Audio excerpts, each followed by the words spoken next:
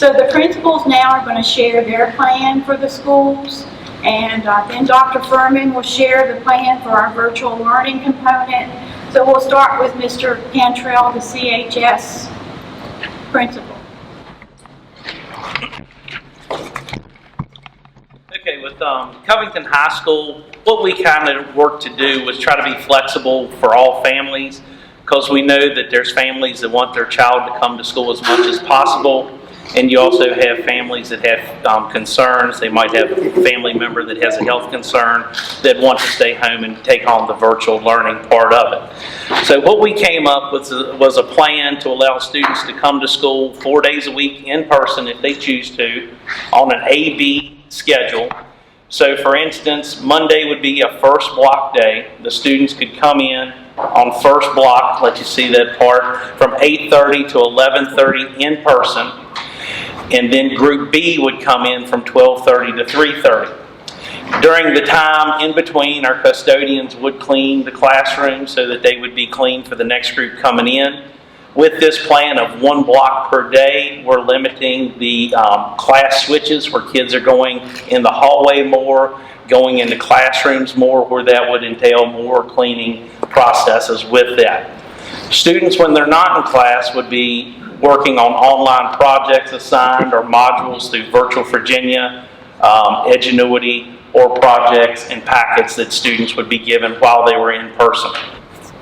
Students that choose not to be in person would attend class via Google Meet so that they could see the instructor live during that class, and that's how we would take attendance as well during that period. Our schedule has to work with Allegheny High School and JRTC. So, we've had some cooperation with those two buildings to make this work, and that's why it kind of works a little bit differently. On there it says first, second, but we're actually first block on Monday, third block on Tuesday, second block on Thursday, and fourth block on Friday to meet the needs of Jackson River Technical Center. Wednesday would be a deep cleaning day and professional development. We would also be available for remediation for students on that day. Some of the highlights that I just touched on, students that wanted to come to school could attend 4 days in person. They would be half days, Monday, Tuesday, Thursday, Friday.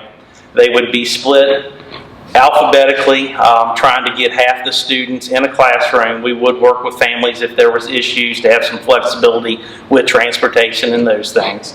Students that could not meet in person could do Google Meet if they chose to do the total remote virtual option. We do have some great learning platforms with Edgenuity and Virtual Virginia. Edgenuity we used last year, which has videos that allow students to get instruction. It has activities and assignments as well so that they continue their learning while they're not at school with their teacher. Students would attend 3 hours per block in person a week, and they would complete their other assignments while they were at home online. The transportation part, it kind of goes along with what we've done in the past for SOL testing. Students would be dropped off in the morning. Students that have JRTC would have to report on the morning session each day so that would meet the needs of the technical center. As they come in the morning, they would be able to grab breakfast and go to the classroom after their health screening and health check, kind of what you went through with the process there. We are working on a process for the division with an app that will screen self-assess families before they come to school. In the afternoon, as the students leave, they would be able to pick up a grab-and-go lunch.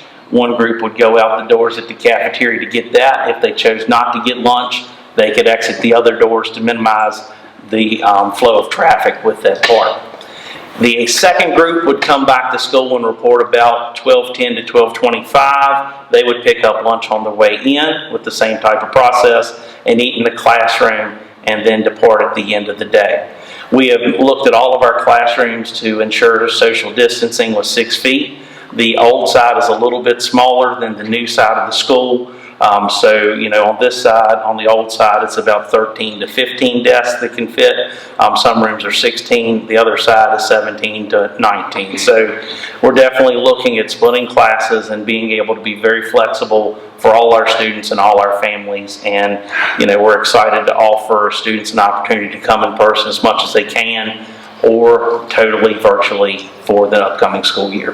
Thank you all.